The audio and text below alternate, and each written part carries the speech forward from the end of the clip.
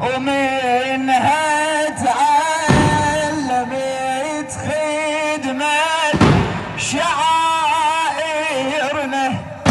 وسمعت أجمل قصيدة من منابرنا.